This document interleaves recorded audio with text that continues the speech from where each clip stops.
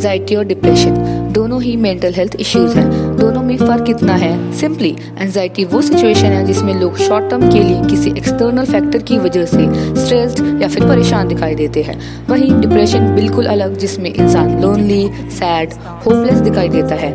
और डिप्रेशन आजकल यंगस्टर्स में बहुत ज्यादा दिख रहा है, जिस कारण यूथ आइसोलेशन में जा रहा है। हमारे जाने माने ग्रीक फिलोसोफर एरिस्टोटल ने यह कहा था कि स्वभाव से मानव एक सामाजिक प्राणी है, वो सोशल कनेक्शन के बिना सरवाइव कर ही नहीं सकता। लेकिन हमारे यंगस्टर्स क्या कर रहे हैं, बिल्कुल अपोजिट काम। वो अपने आप को अनवांटेड फील करते हैं और इन रिजल्ट लोगों के साथ कनेक्शंस नहीं बना पाते।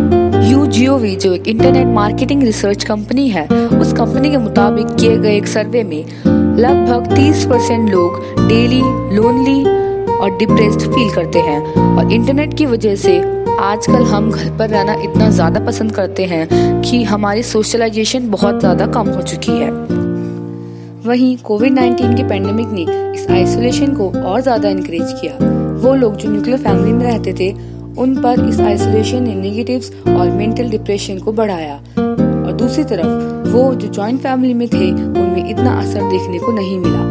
एंजाइटी और डिप्रेशन है तो मेंटल डिसऑर्डर, लेकिन हमारी लाइफ में फियर ऑफ फेलियर को पैदा करती है। ये कुछ ऐसा है कि आपको दोस्त बनाना तो पसंद है, लेकिन आपको सोशलाइज होना पसंद नहीं। आप अकेले तो रहना चाहते हैं, पर अकेलापन पसंद नहीं। यही है एंजाइटी और डिप्रेशन जो लोगों को फील होता है। अब बात ये आती है कि मैं इसके बारे में क्यों इतना बात कर रही हूँ। क्यों? क्योंकि ये मेरे साथ खुद हो चुका है। कोविड-19 के पेंडेमिक के बाद लोग इतना ज्यादा परेशान हो गए ना कि उनकी बॉडी में, उनके दिमाग में क्या चल रहा है उनको खुद कुछ नहीं पता था। इवन मेरे दिमाग में क्या चल रहा है, मेरे बॉडी के साथ क्या चल रहा है, मुझे खुद कुछ पता नहीं चल रहा था। ऐसे पैनिक अटैक आ रहे थे कि वो क्या हो रहा है मेरे साथ, I don't know about it. और बाद में लास्ट में ये पता चला कि ये एंजाइटी अटैक था, जो बहुत ज्यादा ओवर थिंकिंग करने की वजह से हुआ था।